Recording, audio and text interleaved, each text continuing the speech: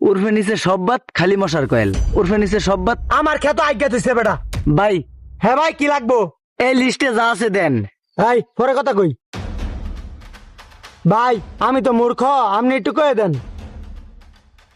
ভাই একটা সুন্দর আর ক্রিম দেন চা। হ্যাঁ বেটা, ওই সাড়ে এগারো দাস না, বড় লিস্ট রয়েছে। হ্যাঁ রে, আগে বিদায় কইরা লই। আচ্ছা সাইডে খারাইলাম।